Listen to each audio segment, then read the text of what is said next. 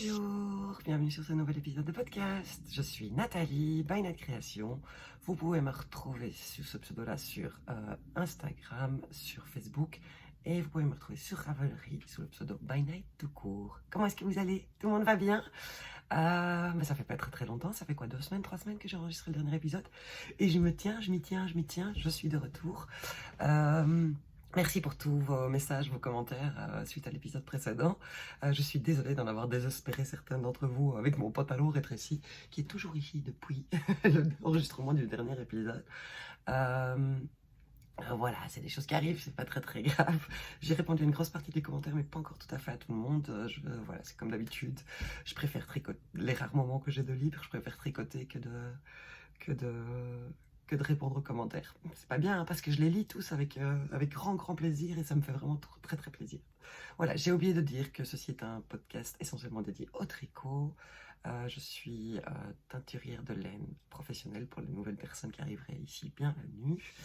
Et voilà, donc je teins de la laine de façon naturelle et je tricote et je couds aussi régulièrement.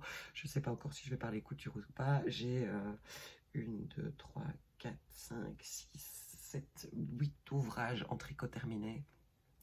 J'en ai 3 en cours sur mes aiguilles, 1 sur le point de commencer, donc je ne vais pas vous parler de tout ça de nouveau cette fois-ci parce que je n'ai pas le temps. Mais je vais essayer d'aborder voilà, quelques points et puis comme ça je serai obligée de revenir rapidement et bon, à mon avis ça sera dans 3 semaines. Après, donc le week-end prochain, j'organise des portes ouvertes à mon domicile. J'ai invité Trélise et la fée Phil.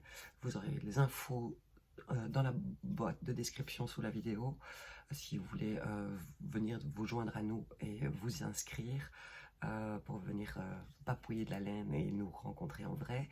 Et le week-end d'après, le 7-8 mai, si je dis pas de bêtises, je suis au festival Laine en Or. Donc voilà, tout ça va faire beaucoup de préparatifs. Et donc je n'aurai pas l'occasion d'enregistrer dans les 2-3 semaines qui viennent, mais après Laine en Or, j'aurai probablement un petit moment pour vous raconter la suite de tout ce que j'ai déjà tricoté les mois précédents. Et voilà, parce que forcément... voilà, depuis 15 jours, j'ai terminé 2 ouvrages, donc forcément, ça, la pile des trucs à vous présenter s'accumule. Je porte mon t-shirt Play-On de Yarnflex, voilà, que je vous montre. C'est un t-shirt qui se tricote de haut en bas avec pile 2 écheveaux de laine épaisseur fingering. Et moi, je l'ai tricoté dans ma base Comet 100% Corridel, teint au nerprin bien punchy.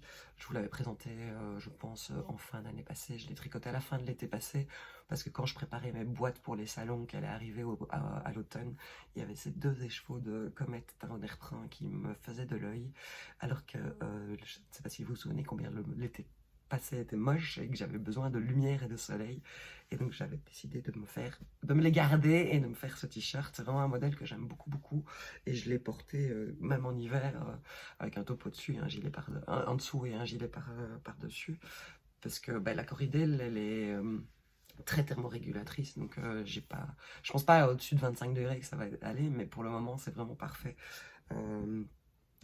C'est ni trop chaud ni trop froid, c'est vraiment thermorégulateur. Donc on me demande qu'est-ce que c'est du Corridel. C'est une race de mouton, comme j'ai l'habitude de dire, une marque de mouton. Sur les salons on me demande souvent c'est du 100% laine, et puis je dis oui c'est telle race, et alors les gens me regardent un peu, mais c'est quoi des races de moutons différentes? Donc voilà. Et donc voilà, donc c'est un modèle qui se tricote de haut en bas avec une emmanchure raglan. Alors ne me demandez plus les détails exacts.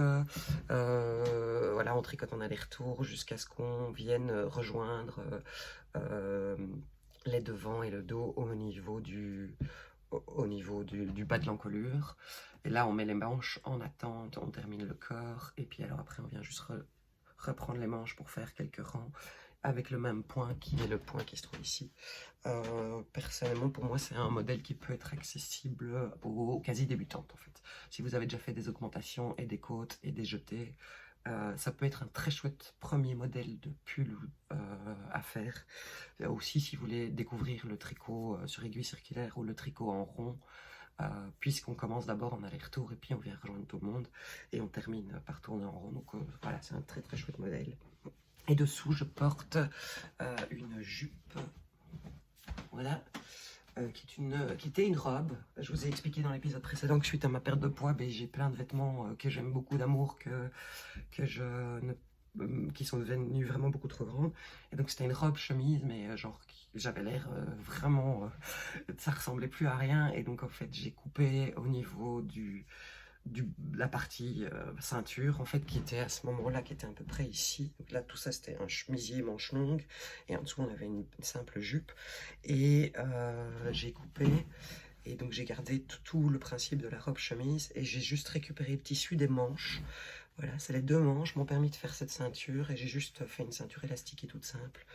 Je suis très contente parce que je la porte énormément, elle m'arrive à mi-mollet. J'aime beaucoup ce tissu et j'en suis complètement folle, donc je suis très contente de lui donner une nouvelle vie. Et alors, en plus, autre détail, les petits boutons qui sont dessus sont des boutons Atelier Camélire que j'aime énormément, des boutons en porcelaine. Donc voilà pour ce que je porte. Bon, on va s'attaquer aux choses sérieuses tout de suite. On va parler des ouvrages que j'ai terminés.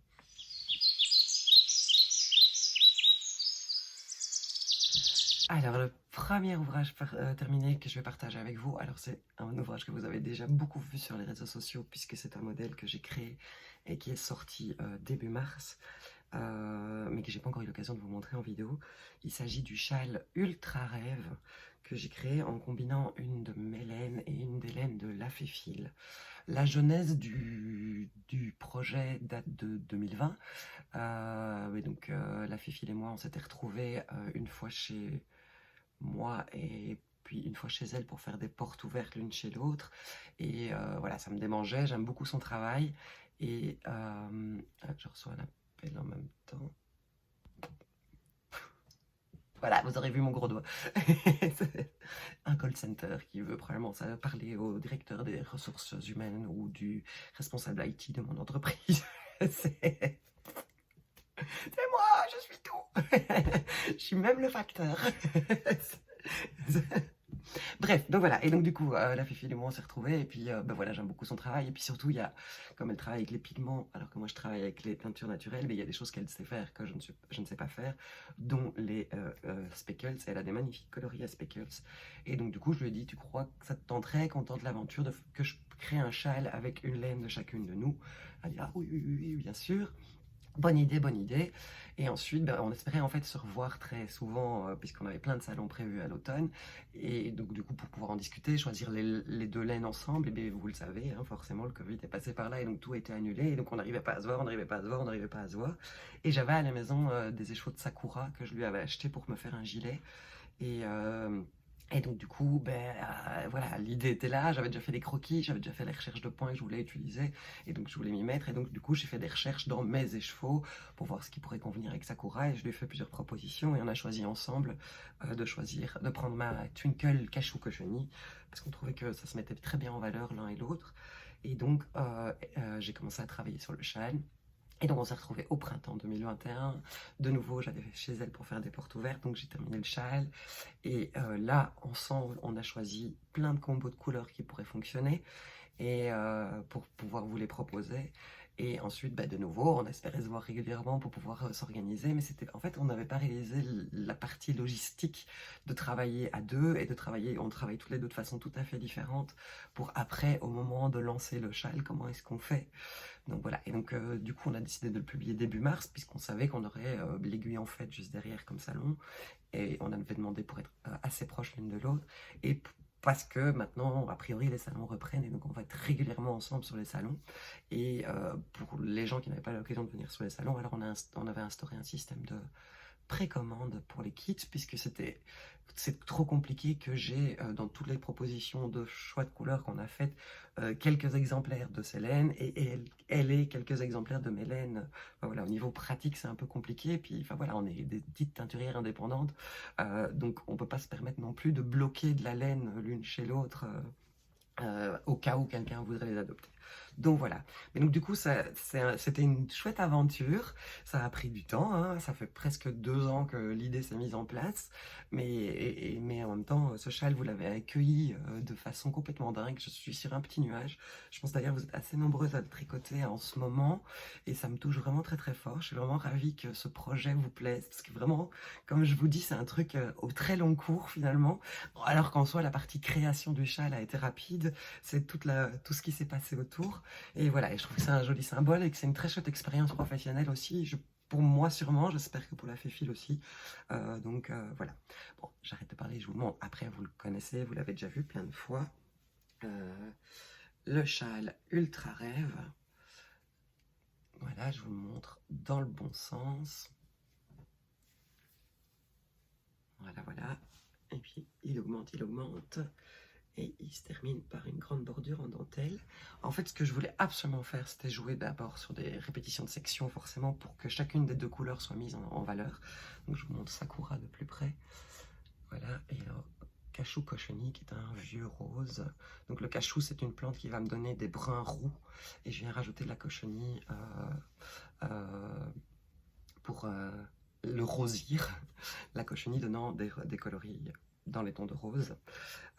Il se tricote en commençant par la petite pointe ici.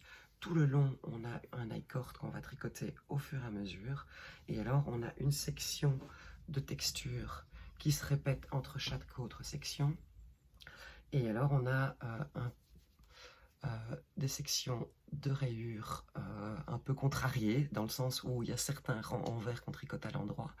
Et pour vraiment bien utiliser les couleurs, alors il doit être tricoté sur aiguille circulaire, dans le sens où j'utilise un peu le principe de la brioche, où on vient tricoter un rang avec une laine, et puis on ramène les mailles au début du rang, et on retricote ce rang avec la deuxième laine, pour pouvoir faire des rayures très courtes.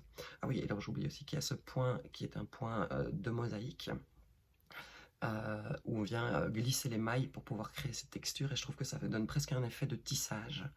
Et ensuite, on a un motif de dentelle avec la Sakura toute seule. Et dans la bordure, elle, en I-cord, reste toujours avec la Twinkle cachou cochonnier, avec le coloris qui est uni. Mais je vous explique comment croiser vos fils à l'arrière pour ne pas avoir de trous. Et en fait, ces sections deviennent de plus en plus longues. Chacune des sections devient de plus en plus longue au fur et à mesure. On rajoute des mailles, on rajoute un nombre de répétitions de chaque section pour terminer donc sur un panneau d'un nouveau point qu'on vient intégrer, mais qui est juste, ce sont des jetés, des mailles ensemble en alternance avec ces rayures contrariées, et on termine sur un grand panneau de dentelle, et on vient finir avec le point qui ressemble au point de tissage. Et à la fin, quand on a toutes les mailles sur l'aiguille, on vient tricoter un I-cord en perpendiculaire pour bien ceinturer le châle et que la finition soit la même sur toute la bordure. Donc voilà, c'est pas un châle trop technique, je pense. C'est des points qu'on a peut-être moins l'habitude de voir, mais c'est ça que j'avais envie de faire. Et vraiment, je voulais jouer sur les textures et sur la mise en valeur de chacune des deux laines. Je voulais que chacune ait des grands aplats pour qu'on puisse vraiment découvrir, mais qui est aussi ce jeu de presque une troisième couleur qui vient se créer quand on les utilise de façon resserrée l'une avec l'autre. On n'a jamais énormément de mailles sur les aiguilles. C'est un système de châle complètement asymétrique où on augmente d'un côté et on diminue de l'autre pour avoir ce très très long triangle. Et voilà, et donc le nombre maximum de mailles qu'on a, c'est ceci. Donc voilà, et alors toutes les explications sont données écrites, et alors il y a un diagramme pour la dentelle, il y a un grand diagramme pour la dentelle, mais comme je vous l'ai dit, une première fois on va utiliser qu'une partie du diagramme, une deuxième fois un peu plus, et à la fin tout le diagramme. Donc voilà, voilà, c'est le type de châle que moi j'aime beaucoup porter, parce qu'il est justement long, forcément on peut le porter type bandana. Voilà, dans ces cas-là, dans la partie la plus longue, moi j'aime bien faire un petit nœud. Alors c'est affreux avec mon t-shirt, ça j'ai pas pensé, hein, c'est malin, tu veux mettre un t-shirt plein de soleil et puis en fait, hein, oh là là. Donc voilà ce qu'il donne quand il est porté. comme ceci. Après, on peut faire 2 fois, 3 fois le tour pour les personnes qui aiment bien s'emmitoufler. Bon, voilà. On peut faire plusieurs fois le tour pour avoir plus l'effet un peu écharpe, douillette, colle qui vient bien entourer. Et forcément, il donne aussi très bien si on le porte sur les épaules. Moi, j'aime bien porter mes châles sur les épaules, genre le soir, quand j'ai... En fait, comme il y a des châles qui traînent partout dans la maison et que mes gilets sont loin dans la chambre, je m'emballe dans un châle. Donc, mais c'est vraiment pas très, très judicieux, mon choix de t-shirt jaune. Voilà, ça vous voyez ce qu'il donne une fois porté. Cécile et moi, la Fifi et moi, on s'est vraiment beaucoup amusé à prévoir les kits de couleurs. Après, il y a d'autres personnes forcément qui ont choisi d'autres combos. Mais l'idée vraiment, c'est d'avoir un coloris qui soit uni et un coloris qui soit à speckles ou qui soit tweedé, par exemple. Il y en a, ce qu'on avait fait aussi comme proposition dans les kits, c'était une laine unie de Cécile, parce qu'elle en fait des très belles aussi. Et alors, un de mes écheveaux de Milky Way avec son effet tweedé donné par la viscose pour cette partie-là. Donc voilà, et donc entre-temps, tous les kits sont arrivés, sont partis, on a relancé des précommandes toutes les deux sur nos 2 sites, donc si vous voulez, n'hésitez pas à aller faire un tour, et je suis curieuse de voir vos versions se créer. Déjà dans les testeuses, il y en avait pas mal qui avaient choisi parmi les kits que nous avions choisis, et donc du coup c'était assez chouette de voir voilà, quand on fait les kits, on ne sait pas spécialement ce que vont donner justement les sections où les laines se confondent complètement l'une avec l'autre, et ça donne, enfin voilà, c'est très chouette, c'est vraiment une très chouette aventure, et vraiment je voudrais vous remercier énormément pour l'accueil de fou que vous avez réservé à ce modèle. C'est très encourageant pour moi. Parce que, comme je le dis à chaque fois, je me sens parfois pas complètement légitime comme designer. Ce n'est pas mon métier premier. Mais voilà, en tant que teinturière, en tant que tricoteuse, j'ai des idées, j'ai des envies. Et je ne me vois pas aller trouver une designeuse en disant « Alors, je voudrais un châle comme ça, avec tel type de point, telle forme et tout ça. » Voilà, je trouve que ça ne se fait pas. C'est empêcher la designeuse d'être créative elle-même. Et c'est juste demander à quelqu'un de réaliser quelque chose que j'ai dans ma tête. Donc, autant le réaliser moi-même. Donc voilà, pour le châle Ultra Rêve. Ultra Rêve, c'est une chanson du groupe Aaron. Vous savez, je donne à chaque fois le nom de chanson. Aaron, c'est un groupe qu'on aime beaucoup, mon mari et moi. On les a déjà vus plusieurs fois en concert. Ils sont vraiment... Enfin, je trouve qu'on ressort de là avec une pêche et une énergie incroyable. La chanson la plus connue, c'est Lily. Alors bizarrement, moi, je peux plus l'entendre. Je l'ai trop entendue. Forcément, comme tout le monde, c'est par cette chanson-là que j'ai découvert leur univers. Et en fait, Lily est assez éloignée de leur univers, qui est un peu plus dynamique. Mais bon, voilà, heureusement qu'il y a eu cette chanson pour nous faire découvrir. Et donc voilà, le choix était forcément... Aaron, c'est un duo, enfin ce sont 2 personnes qui sont derrière le projet musical. Et le châle est un duo, puisque nous étions 2 à travailler dessus et à l'imaginer. Voilà, comme ça vous savez tout. Donc voilà, je vais passer à l'ouvrage suivant, qui est une assez grosse pièce qui m'a tenu occupée quelques semaines / mois. L'ouvrage suivant s'appelle le Olas Tundra, et j'ai été vérifier. Comme je l'ai commencé genre en octobre, et je l'ai terminé il y a un mois à peu près. J'étais un peu revoir le patron, donc la créatrice s'appelle, sa marque c'est Unwind Knitwear, et elle s'appelle Rachel Hailey. Donc c'est un modèle qui est sorti, je l'ai acheté tout de suite en fait, donc un vrai coup de cœur. C'est une créatrice de patron. De toute manière, je vous mets tout normalement en dessous de la vidéo, et dans la boîte de description sous la vidéo, vous avez les liens vers les patrons et vers les laines que j'utilise quand c'est possible. Donc c'est une créatrice que je suis depuis un moment, et ce que j'aime beaucoup dans son univers, c'est un univers assez romantique, et elle fait énormément de modèles de jacquard tout du long du... Voilà, intégralement en jacquard, juste souvent bicolore. Et j'avais vraiment flashé sur ce modèle Olas Tundra, qui se tricote normalement avec de la fingering. On a un fond d'une couleur. Est-ce que je vérifie? Je m'excuse, je vais pour ne pas dire de bêtises. J'ai été trop vite du coup. Ouais, mon ordinateur est un peu pas en forme en ce moment. Oui, c'est ça. Normalement, il se tricote avec de la laine qui fait 360 mètres pour 100 grammes. Et donc, on a une couleur principale dont il faut entre 1000 et 1500 mètres en fonction de la taille. Et une couleur contrastante pour laquelle il faut entre 200 et 400 mètres en fonction de la taille. Le patron n'existe qu'en anglais. Et alors, il se tricote normalement en 2,75 pour les côtes et tout ça. Et 3,25 pour le corps. J'avoue que je ne sais plus ce que j'ai utilisé parce qu'en fait j'ai décidé de ne pas du tout utiliser la laine préconisée. J'avais depuis 2018, 4 écheveaux de... alors c'est 80% mohair, la couleur est affreuse, 80% mohair, 20% laine, que j'ai acheté à Zwolle, donc un salon qui avait lieu au nord des Pays-Bas, à hauteur d'Amsterdam, la Antwerpbeurs. Ce sont des éleveurs qui habitent dans ce coin-là, des chèvres alpaga. Ce sont des éleveurs et en fait ils ne font que ce salon-là. Ils récoltent toutes leurs toisons, ils envoient tout chez John Bon en Angleterre pour le faire filer, enfin laver, filer, etc. Et ils récupèrent les chevaux non teints et eux les vendent, ils les teignent avant de les vendre et ils ne les vendent soit sur leur exploitation, soit sur le salon. Et donc voilà, donc j'avais flashé sur ce verre. En fait, voilà. J'avais d'abord été discuter avec eux, voir s'il y avait moyen d'avoir de leur laine non teinte, mais voilà, non. Malheureusement, non. Et donc, j'ai pas d'étiquette, je n'ai même pas de marque, j'ai rien. Ils avaient même pas une carte de visite ou un flyer que j'aurais pu prendre. Donc, je ne sais absolument vous donner aucune autre information. À part que si vous voulez les rencontrer, il faut a priori aller à Zwolle. Mais voilà, je ne sais pas si... je ne sais pas s'ils seront là ou pas. Je crois que le salon, c'est peut-être ce week-end-ci d'ailleurs, le salon. Bon, bref. Mais le salon a lieu deux fois par an pour, parce qu'il y a des Breidagen, donc des journées du tricot, et il y a une Antwerpbeurs, ce qui veut dire bourse loisirs créatifs,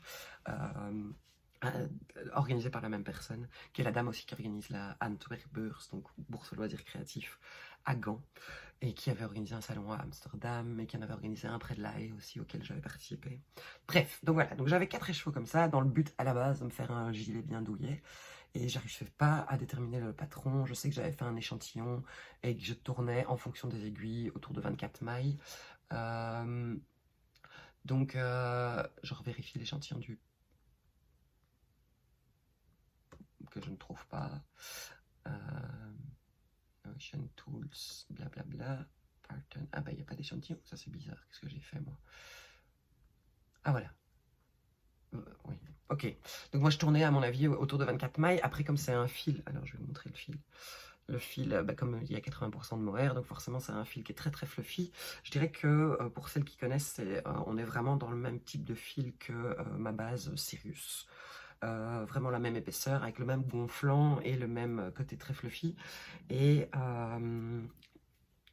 il m'avait dit qu'il y avait 400 mètres pour 100 grammes, donc j'avais 1600 mètres de laine.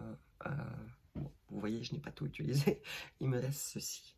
Bref, et donc du coup, mon échantillon étant trop large, et puis je n'avais pas de coloris contrastant, je vous en montre un petit bout, je n'avais pas de coloris contrastant de la même laine, et j'ai pas envie d'associer une fingering en mérinos qui n'aurait pas eu la même élasticité, qui n'aurait pas eu le même rendu que ce magnifique mohair et laine.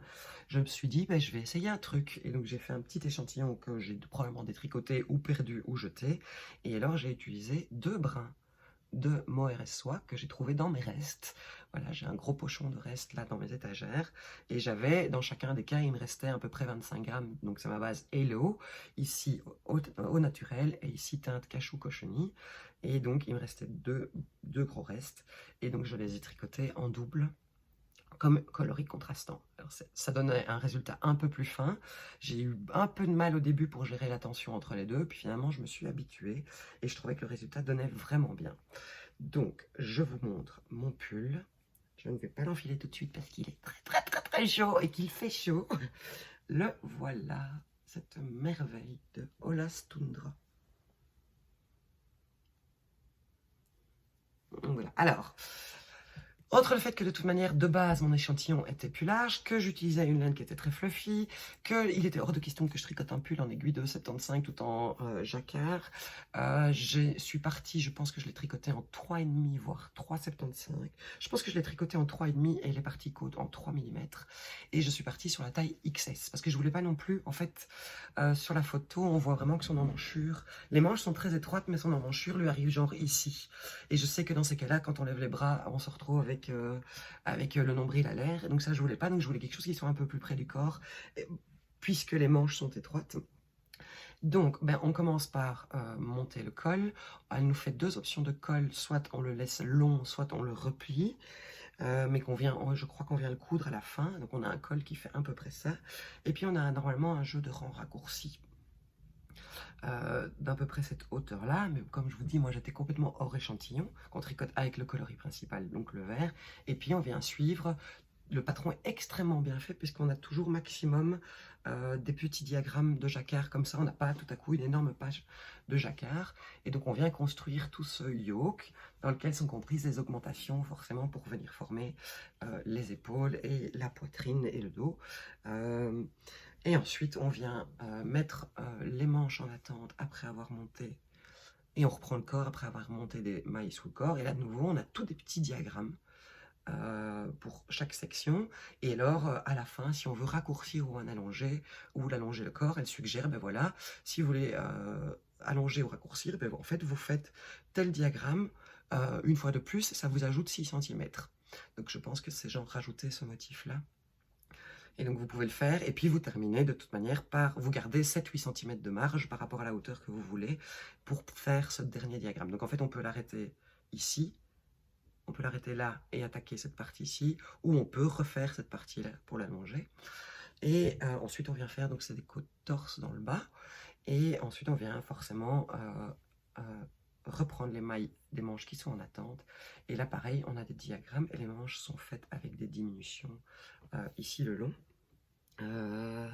Alors, j'ai eu plusieurs galères avec le pull. La première a été qu'en fait, mais je les ai vues tout de suite et j'ai pas d'effet. Et c'est vraiment tout à fait idiot. Dès que j'avais fait ma première partie de jacquard, en fait, mon jacquard donnait un tissu très moelleux, très beau. Et la partie des rangs raccourcis faisait une énorme bosse parce qu'en fait, elle était haute comme ça. Et j'ai revérifié sur ces photos, voilà, il y a mon problème d'échantillon, c'est une chose, mais ça donnait vraiment rien. Et je me suis dit, c'est pas grave, ça va s'atténuer au blocage, ça va très très bien fonctionner. Et puis en fait, dès que j'avais fini tout le yoke, je l'ai passé, et là je me suis vraiment rendu compte qu'en fait ce truc le col me remontait jusqu'ici, et il faisait une énorme bosse. Alors, je tricote tout en mohair, ça s'accroche, c'est du jacquard, et je me suis dit, allez Nat, on continue, c'est pas grave, ce que tu feras, c'est que quand tu as fini tout ton truc, tu vas venir relever tes mailles sur une aiguille au rang juste avant le jacquard, et tu vas tout détricoter, et tu referas un col qui te convient mieux. Voilà, c'est bien quand on s'entête à faire des bêtises. Après, il y avait l'autre problème de j'étais pas sûre d'avoir assez de laine si je décidais de mettre tout ça de côté, puis surtout, j'avais pas envie de mettre tout ça de côté. Je m'étais régalée à le tricoter, mais quand même, tricoter du jacquard sur tous les rangs, tout le corps, en mohair et soie avec du mohair et laine, je me suis pas facilité la tâche, on est bien d'accord. Et donc je me suis évertuée, j'ai continué, j'ai fait tout mon corps, et ensuite j'ai commencé la première manche, alors je ne sais plus laquelle est la première, si ça se voit très très fort. Les manches étant assez étroites, elles ne rentraient pas sur mon câble de 40 cm, vous savez que j'aime bien faire les manches 40 cm, que les aiguilles en dessous de les aiguilles de 25 cm me font très mal au poignet, et donc je n'y arrive pas. Et donc du coup, j'ai commencé ma manche en Magic Loop. Et en fait, forcément, le Magic Loop avec le jacquard, on voit à l'endroit de mon... ça se voit pas à l'écran. Mais j'ai vraiment une espèce de petite bosse. Parce que vous voyez, en fait, le motif est toujours... dans les manches, le motif est vraiment séparé. Il y a toujours le coloris principal entre chaque répétition du motif.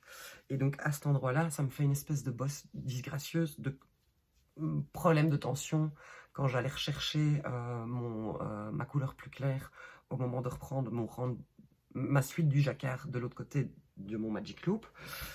Et puis en fait, je me suis dit, ben, Nat, tu as des aiguilles à vendre en 30 cm coudées de la marque Chiagou. Va voir si ça ne te convient pas. Peut-être que le fait que ce soit coudé et le fait que ce soit 30 cm et pas 25, ça va peut-être te convenir et ça sera peut-être plus confortable.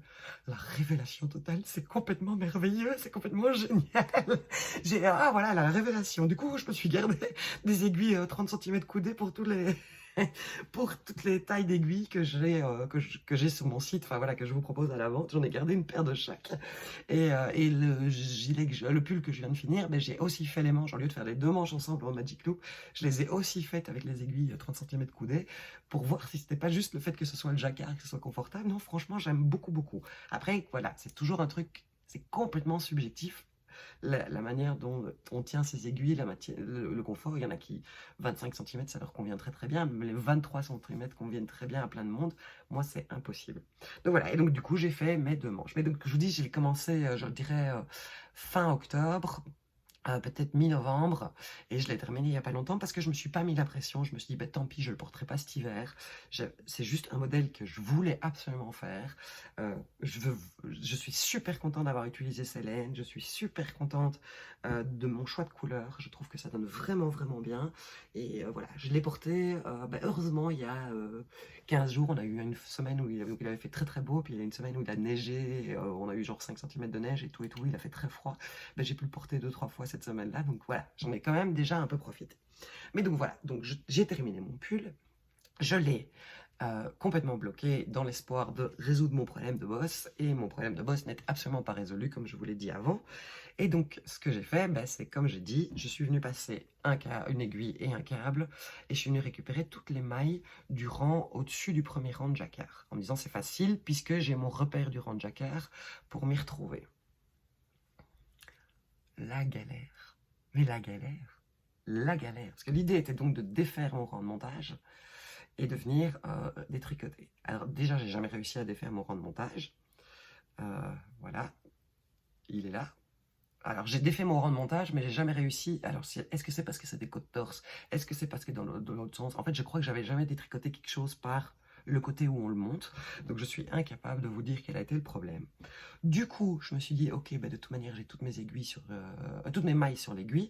Je vais couper deux rangs au-dessus de mon aiguille. Et donc là, je coupe et je commence à défaire. Et je me retrouve avec un bout de fil de 10 cm. Et puis, je repars dans l'autre sens. Je me retrouve avec un bout de fil de 20 cm. Et en fait, le dernier rang avant, en fait, entre le dernier rang de rang raccourci et le premier rang de jacquard, on ne fait pas un rang. Et ça, j'avais complètement oublié, j'avais pas été vérifié dans le patron. Et donc, en fait, si on avait le rang de jacquard qui est fermé, toute cette partie-là, on est en rang raccourci. Et donc, à chaque fois, le fil s'arrête et pas moyen de revenir en arrière. Voilà, ça ne se redéfaisait pas puisqu'on est coincé, puisque les mailles étaient sur l'aiguille avec le rang de jacquard entamé. Vous voyez ce que je veux dire? Donc en fait, je devais détricoter cette espèce de triangle, et au-dessus de ce triangle, il y avait l'arrondi de l'encolure. Ça m'a pris plus de 5 heures, mais c'est un truc de fou. Donc j'ai fini par couper dans tous les sens. Et à l'arrache. Et donc j'ai des bouts de fil partout, voilà. J'ai récupéré cette petite boulette de laine, et j'ai mon col qui pendouille avec des bouts de fil dans tous les sens. C'est vraiment... Donc voilà, j'ai juste gardé pour vous montrer. Mais c'est pas grave, hein, je trouve que c'est une très jolie leçon. De nouveau, j'ai pas râlé. J'aurais pu m'arrêter en plein milieu, me dire, voilà, t'as tout foutu en l'air, jette ton pull. Non, je me suis dit, voilà, je prends le temps de le faire parce que ce pull est magnifique et je veux le finir. Et donc, une fois que j'avais relevé toutes mes mailles, je me suis dit, ok, laisse tomber les raccourcis, reprends ton fil. Ah oui, c'est ça. Et donc, du coup, parce que j'ai quand même récupéré une partie de ce que j'avais détricoté pour retricoter mon encolure. Et donc, j'ai directement refait des côtes torse 1-1. Et j'ai fait un rabat assez souple au niveau de l'encolure. Et voilà, je suis assez contente du résultat.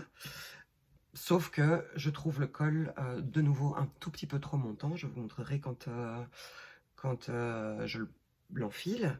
Et donc, ce que je voudrais quand même faire maintenant, c'est peut-être juste le replier. Et du coup, j'ai un conseil à vous demander, parce que moi, tous les points que je connais pour fermer un col retirent l'élasticité du col, et ça, je veux pas du tout. Donc, si vous avez un conseil de quelque chose qui serait très élastique, je ne redéfais pas mon rang. de rabattage pour venir faire un rabat à 3 aiguilles, puisque de toute manière, je ne vais pas aller relever mes mailles dans cette espèce de bidouille de fil pas propre que j'ai là où j'ai coupé dans tous les sens. Donc il faut que je le couse, et donc je voudrais juste le coudre pour avoir un beaucoup plus petit col, mais j'ai peur de faire quelque chose de pas assez élastique à mon goût, parce que sinon du coup l'encolure serait désagréable. Mais voilà. Et alors il y a un détail que j'ai vraiment apprécié dans ce patron, alors je ne sais plus vous dire où est le devant et où est le dos. Si voilà, donc en fait tous les débuts de rang sont au milieu du dos, comme très très souvent dans un modèle en jacquard. Et en fait ce que j'ai trouvé vraiment bien vu, c'est qu'on a, ben, vous voyez là on a un motif à répéter, et en fait pour qu'il n'y ait pas de décalage dans les rangs, on a très peu de décalage dans les rangs. En fait, souvent, la première répétition du motif est différente des autres répétitions du motif, parce qu'en fait, on commence le rang comme on termine le précédent. Ah oui, alors il y a un truc tout bête que j'ai oublié de vous dire, en fait, on fait du jacquard un rang sur deux tout du long. Tout bêtement. Donc on a chaque fois un rang qu'on tricote avec le coloris principal et un rang de jacquard. C'est ça que j'aimais bien aussi, c'était ce côté jacquard entrecoupé. J'oublie le principal. Donc en fait, voilà, quand on a un motif de jacquard qui commence, donc voilà, disons que là c'est mon début de motif, et en fait, le premier motif, on va d'abord refaire quelques mailles, on fait pas tout de suite le motif, pour que ça vienne pas se décaler à chaque fois d'une maille comme ça dans le dos, et qu'on ait un escalier dans le dos. Et je trouve que ça fonctionne super bien, puisque j'ai du mal à... Je ne connais le début, le dos et le devant que parce que là, il y a le fil que j'ai rentré. Le fil que j'ai rentré de ma galère de détricotage. Donc voilà, mais je suis vraiment vraiment contente des résultats. Donc j'ai fait le XS, a priori j'aurais dû faire le M, mais voilà, il est comme je veux, assez près du corps. Je vais l'enfiler pour vous montrer ce que ça donne. Tada! Donc voilà, quand il est bien mis, vous voyez, le col arrive. Alors c'est toujours mon problème à moi aussi avec les cols qui me... Dès que ça touche ici, ça ne me convient pas. Et donc je me rends compte que chaque fois que je le porte, je fais ça, et que quand je fais ça, ça va très bien. C'est pour ça que je voudrais juste replier ce col. J'ai pas envie de le défaire, j'aime bien l'idée d'avoir le col un peu plus épais, comme en fait elle propose. Donc voilà, vous voyez ce que ça donne. Et bon, voilà, mon emmanchure, donc mon aisselle est ici, l'emmanchure est un peu plus bas. Ce qui est préconisé à la base, c'est jusque là, et il est un peu plus loose. Mais je suis vraiment, vraiment contente du résultat. Là, j'ai fait tout, j'ai suivi les instructions à la lettre.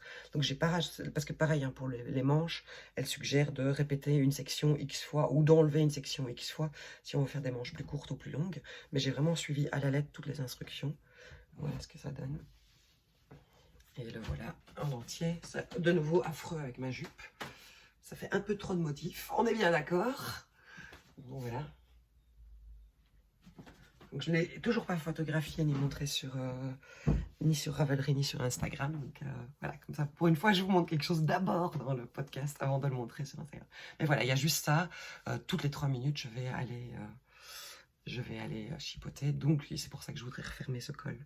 Donc si vous avez un point de couture, de tricot à me conseiller pour garder cette élasticité, je suis super preneuse, parce qu'en plus je trouve que c'est même plus joli avec le col plus petit qu'avec le col plus haut. Voilà. Et donc normalement en plus mon col, donc, il remontait jusque là, et dans la nuque ça me remontait jusque là. Donc, ça n'avait pas de sens, quoi. Ça n'avait vraiment pas de sens. Bon, il y a le fait aussi que j'ai choisi du XS et que j'aurais peut-être dû monter les mailles peut-être du M et puis repartir sur le XS en supprimant peut-être les premières augmentations, quelque chose comme ça. Bon, voilà, c'est quand on bidouille, quoi. Et j'ai aucun regret parce que je suis vraiment, vraiment contente du résultat. Je vais pas vous dire que j'ai hâte d'être à l'automne, voire l'hiver prochain pour pouvoir le porter, parce que là, je vous dis, c'est chaud. Mais je suis vraiment, enfin, je l'adore, je le trouve super beau. Alors c'est mohair et laine, c'est pas ce qu'il y a de plus doux au monde comme laine, mais moi, vous le savez, ça me dérange pas. En fait, il y a un côté où c'est très très doux à toucher, mais sur la peau en dessous, ça gratouille un peu, ou alors c'est le jacquard. Donc, je sais pas, enfin voilà, mais je suis vraiment, vraiment, je vous le remontre un peu mieux. Je suis vraiment déçue que vous ne voyez pas bien le vert, qui est vraiment plus un vert sapin. Il a l'air un peu trop gris sur mon retour écran. Mais voilà, donc c'est Ola's Tundra de Unwind Knitwear. Allez voir son univers, elle a plein de modèles tout en jacquard. Et vraiment ce côté jacquard, un rang sur deux, je trouve ça très très chouette. Je trouve ça vraiment très très chouette. Voilà. J'espère que ces très très longues explications vous auront intéressé. Je sais quelle est la... Mais voilà, mais il fallait que je vous raconte un peu toutes mes déboires et puis surtout comment est née l'idée du modèle et voilà ce qui se passe quand on bidouille, mais en même temps, enfin voilà, qui ne tente rien à rien au final. Bon, voilà, je l'ai essayé assez rapidement, je voyais bien que je rentrais dedans, qu'il m'allait, voilà, je trouve l'aisance très confortable, je suis vraiment vraiment contente, et je l'ai fait de manière à ce que si je le porte sur un pantalon, ben, ma hanche est là en fait. Donc si je le porte sur un pantalon, il est un peu plus long que la ceinture, mais il est pas trop long, et donc si je décide de le porter sur une robe, je peux le rentrer dans la... sur une jupe, je peux le rentrer dans la jupe. Mais promis, hein, je ne le porterai pas avec cette jupe-ci. Parce que ça pique un peu les yeux quand même.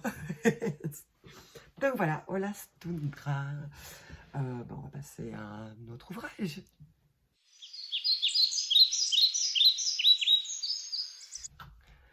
Bon, les ouvrages, je vais vous en montrer carrément 3 d'un coup. Ce sont les ouvrages que j'ai réalisés en février, mars et avril pour le Heartwarming Cal. Obligé hein, que je vous en parle, vous n'y échapperez pas. Qui est donc ce cal, ce knit-along, donc ce projet solidaire de tricoter ensemble des dons pour les faire parvenir à la plateforme de soutien aux réfugiés, qui est une association bruxelloise de soutien et d'accueil des migrants et des réfugiés qui passent par Bruxelles et qui ne sont pas pris en charge par les autorités. Merci énormément, puisque c'était un peu compliqué de parler de ce sujet dans l'épisode précédent par rapport à toutes les questions que j'avais reçues par rapport aux réfugiés ukrainiens et est-ce que du coup le cal évolue ou pas. Merci à tous et à toutes de votre compréhension, de vos mots pour me rassurer dans mon choix délibéré de continuer à travailler comme je le fais depuis janvier 2021 pour ce cal, c'est-à-dire on vise les migrants qui ne sont pas pris en charge par les autorités, et donc ce sont de jeunes hommes venant souvent d'Afrique subsaharienne, d'Afrique du Nord ou Syrie, Afghanistan, etc.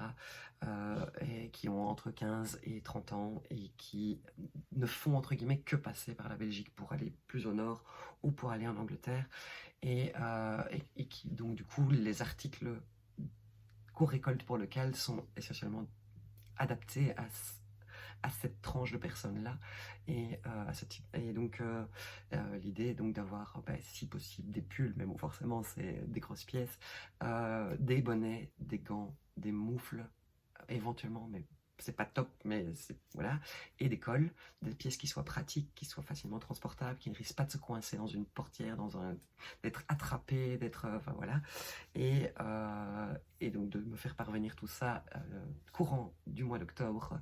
Donc l'idée c'est d'en tricoter une pièce par mois, une pièce solidaire par mois, de me les faire parvenir, ou une grosse pièce sur 10 mois par exemple, enfin voilà, tout est imaginable, et de me les faire parvenir courant du mois d'octobre, comme ça moi je peux faire tout parvenir à la plateforme de soutien aux réfugiés.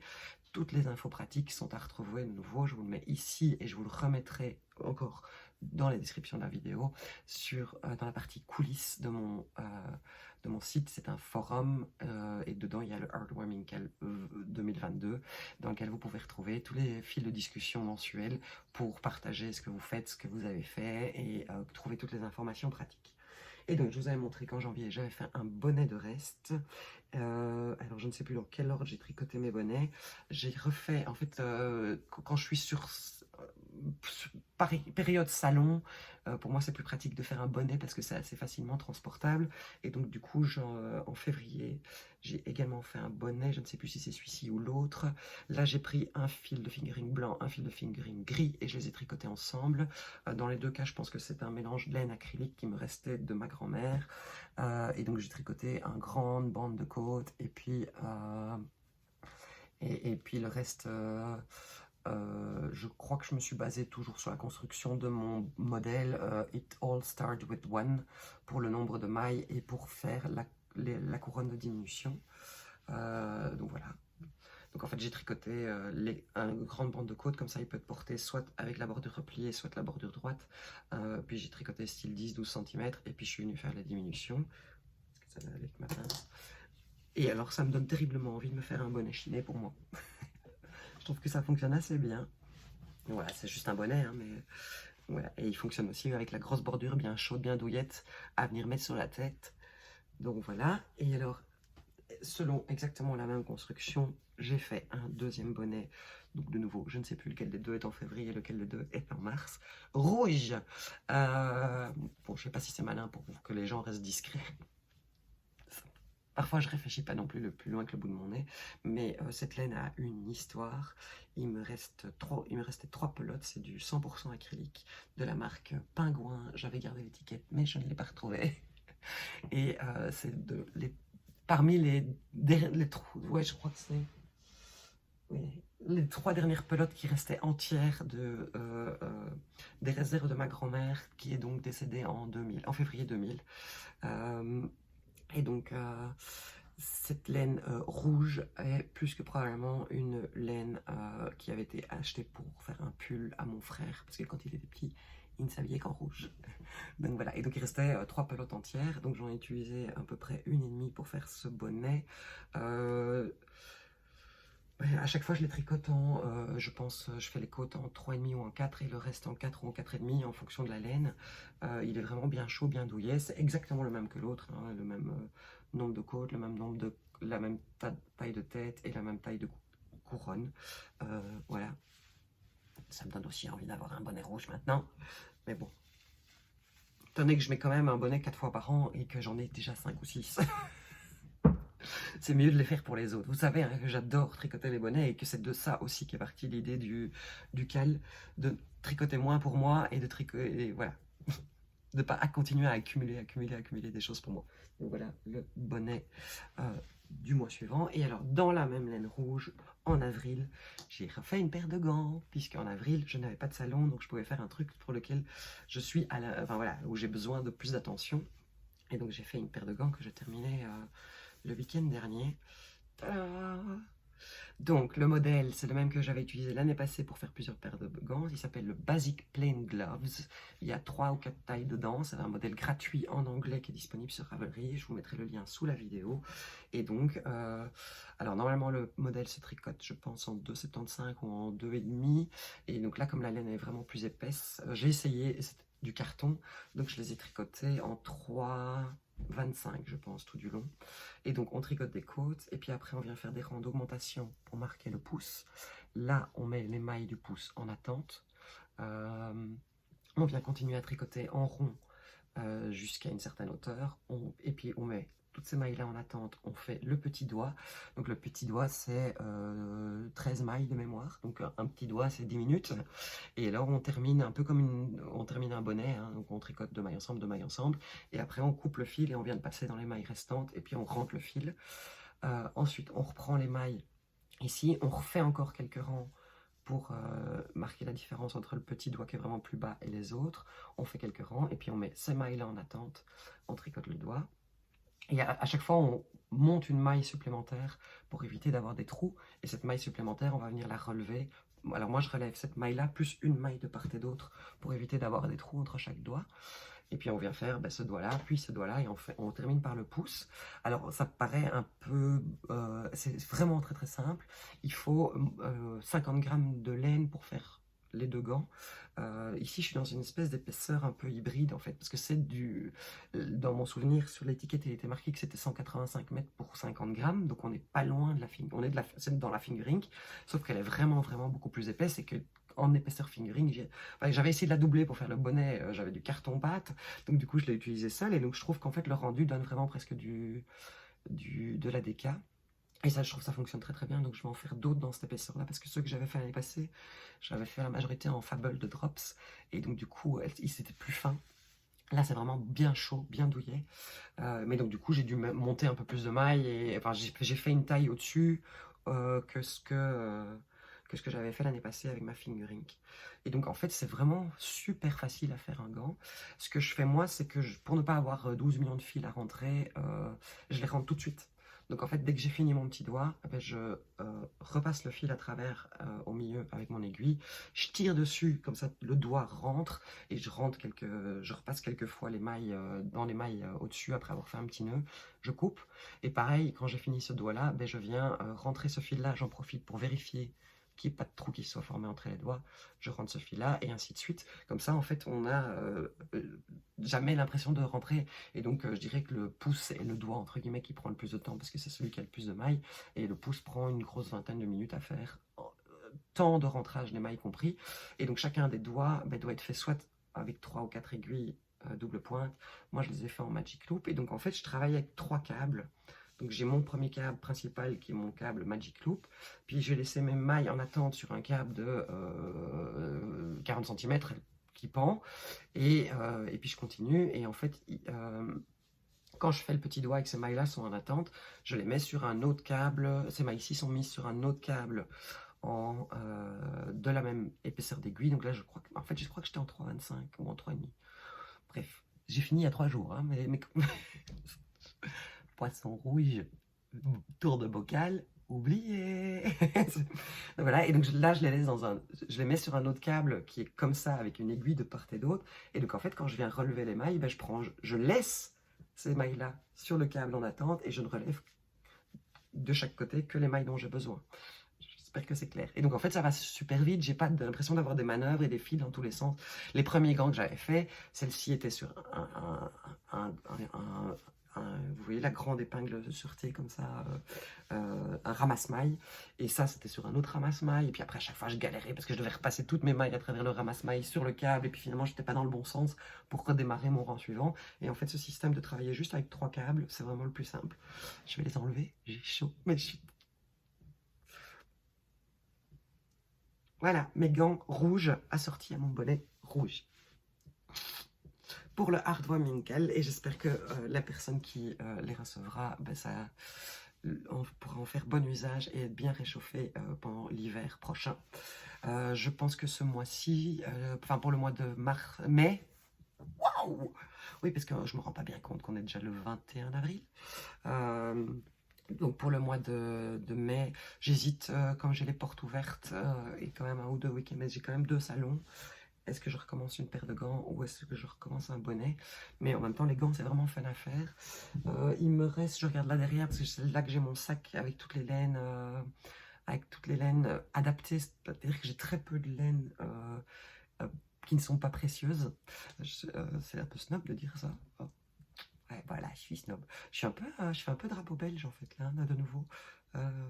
C'est pas dans le bon sens. On va faire noir, jaune, rouge. Je vous vois plus. Je ne vous vois plus.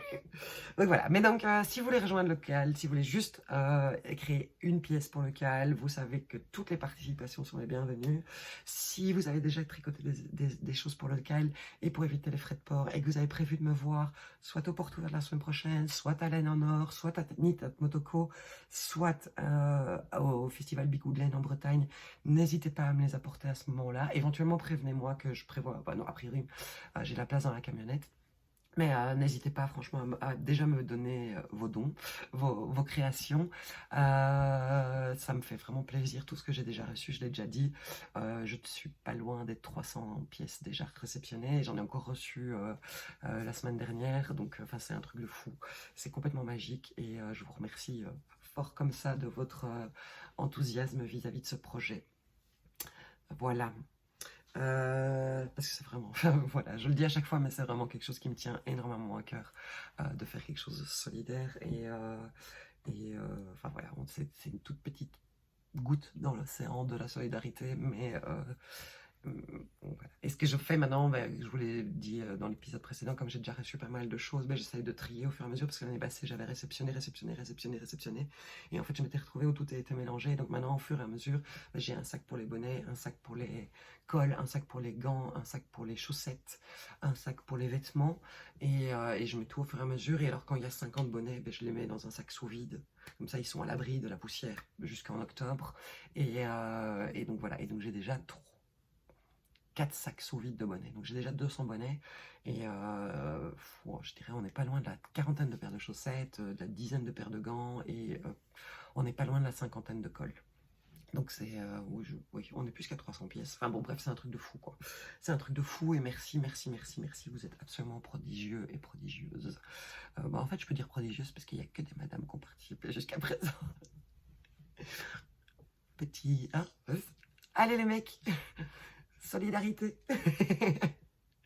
Bon, je me rends pas compte parce que comme j'ai coupé au fur et à mesure parce qu'en fait j'ai un truc très bizarre, je ne sais plus passer les vidéos directement de mon téléphone à mon ordinateur. Normalement, je les passais, voilà, je les extrayais. Je peux toujours le faire avec les photos, mais je peux plus le faire avec les vidéos. Je sais pas, je crois que mon ordinateur commence un tout petit peu à s'essouffler et ça m'angoisse très très fort parce que c'est pas le moment. Parce que dans l'atelier aussi, je vais avoir des frais parce que mon essoreuse est en train de rendre l'âme et toutes mes casseroles qui ont 7-8 ans commencent aussi, genre les poignées commencent à ne plus tenir, et puis il y a des petites traces d'abîmage dans le fond de certaines casseroles. Il y en a certaines qui fouillent un peu. Donc je vais avoir des frais, donc c'est pas le moment pour que mon ordinateur me lâche. Donc voilà, je crois que je vais essayer de consacrer un moment avant le prochain épisode, à la place d'enregistrer un épisode, un moment où j'ai 2-3 heures devant moi pour faire un gros nettoyage. Donc je fais des mini vidéos pour pouvoir les envoyer par airdrop. Donc je peux pas faire des vidéos trop longues. Bon c'est pas moi qui décide quand je coupe en plus, puisque j'ai nouveau reçu un appel et tout à coup, et c'était nouveau à mon avis, un call center, parce que c'était un numéro qui m'appelait de Italie. Comme ça vous savez tout, de Italie, d'Italie. Donc mais cette fois-ci, ça a coupé pendant que je parlais. Je pense qu'on doit être pas loin de la petite heure d'épisode. Je sais que vous aimez les épisodes plus longs, mais je vous l'ai dit, j'ai trop de travail pour le moment pour pouvoir me permettre de faire des épisodes très longs. Comme ça, j'en garde un petit peu pour un prochain épisode. Finalement, j'aurais pas parlé de couture. Je pense pas que ce soit très grave. On n'est pas très nombreuses à me suivre pour la partie couture. Donc voilà, pour le reste, merci encore et toujours pour tout votre soutien, que ce soit vos mots d'amour, vos commentaires, que ce soit votre soutien financier et moral dans les coulisses de mon site, puisque dans les coulisses, indépendamment du forum dédié au Heartwarming Kel, il y a un espace avec abonnement participatif, un peu sur le principe de Patreon, sur lequel vous pouvez choisir votre montant, et en fonction des montants, vous avez des rétributions différentes.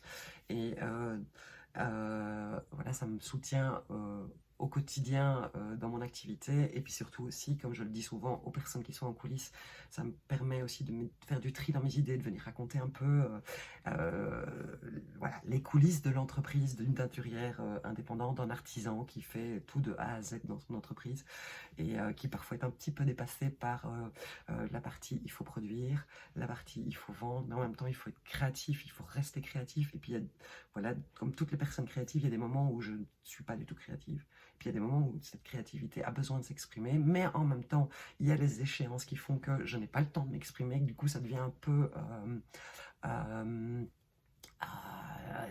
voilà, ça tourne à l'angoisse, au stress, à la tristesse, parce que justement je peux pas laisser exprimer cette créativité.